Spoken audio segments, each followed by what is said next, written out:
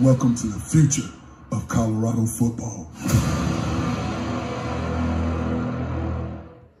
Yo, what's poppin', people? Your boy Snacks is back in the building with another banger. You know how we do. Before we get started, make sure you hit the like button, hit the subscribe button, and don't forget to leave your comments down in the comment section, because we got another head scratcher and a banger for you today. And On3 is back at it again. And this time they didn't trot out any other face to do what they needed to do. They trotted out the face of On3, Mr. J.D. Piquel, to explain to their viewers and their subscribers why Colorado gets so much coverage from them and why they gonna be on the hype train again this season. Let's check this stuff out, man. These people are hilarious. At me on Twitter, and Josh says Colorado hype, man, it's overrated. There's too much Colorado hype, too much hypotheticals, and not enough results. If they finish 4-8 or 3-9, the media will keep making excuses for Colorado. All right, so there's a lot to unpack here. Now, I understand where you're coming from. Because for a minute there, that first 3 weeks of the season, everybody and their mama was saying, Deion this, Colorado that, Shedeur this. Are they going to make the college football playoff? And I think all of us kind of understood that wasn't probably really on the table for them long term. And if that was a thought after the first 2 weeks of the season, seeing them go back and forth with Colorado State, that third week of the season probably gave us a good gauge. I want us to get clear on this, though. We never predicted anything past 4-8 for Colorado. All right, so we did our whole win-loss, which doesn't have a ton of science to it, to be honest. There's a little bit of luck involved in that, but we had Colorado going 4-8 their first season. And to talk about hype for them, Vegas had them, I believe, at 3.5 total wins. So talk about hype over under 3.5. It's not too much to ask for going into their first year. Now it's bumped up a little bit this upcoming season. I think the expectation for them to be successful for most realistic college football fans would be to make a bowl game. But going back to this thought around, there's too much hype, they're getting too much attention, they're overrated. And that's where we begin our story. Once again, with On3 coming up with a bunch of excuses, telling that lie that their prediction was Colorado 4-8. Their prediction was for Colorado to make a bowl game, if I'm not mistaken. And I think I got that right. But J.D. Piquel got to bring their fans back in, got to get the people back in house and say, hey, we like Colorado, but hey, we're not fans. We know y'all not fans. We've seen the videos that tell us that you guys are not fans, but you want your fans to understand that you're not a fan. So we're going to explain to y'all why Colorado had so much hype all season and why the hype is going to continue. Let's go back into. We're not overrating Colorado at all. Now, they have a very big if factor because we're going to see what shedeursanders does. We're going to see how that new transfer portal class on the offensive line, if that allows them to elevate a little bit. The Big 12 is shifting in terms of the new members.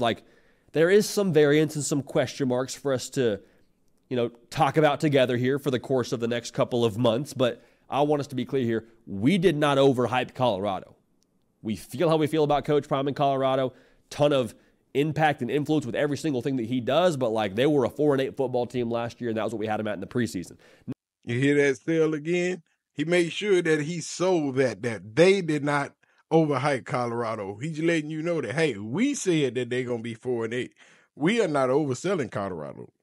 We didn't buy into the hype. You bought into the hype with all them damn thumbnails, and every other thumbnail you make has Colorado or Coach Prime on it for no reason, even when Coach Prime is a smaller topic on anything you're talking about, where he might be the last thing you speak of.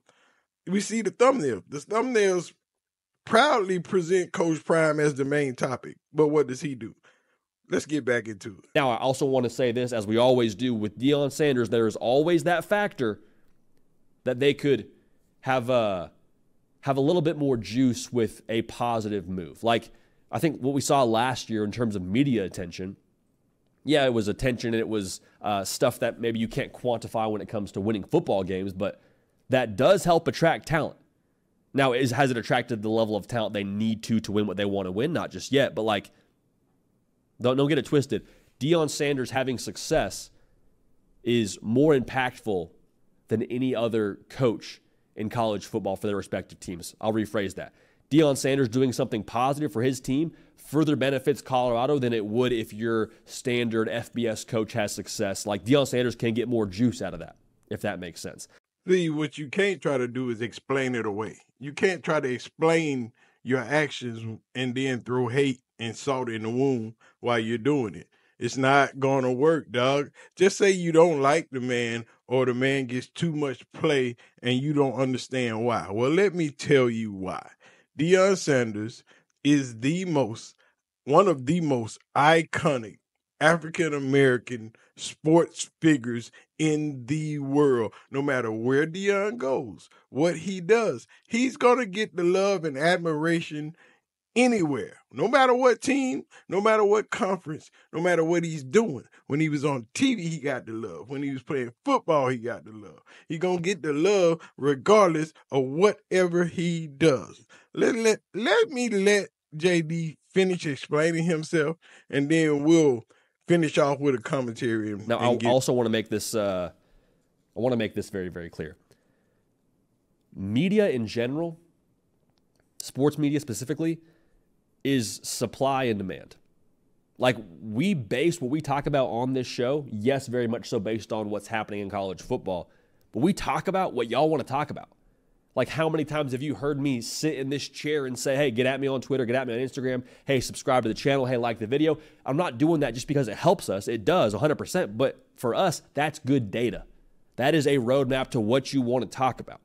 And so the reason why you saw Deion Sanders popping up anywhere and everywhere last season was because people continued to provide demand for Deion Sanders, for Travis Hunter, for shedeursanders, for Colorado.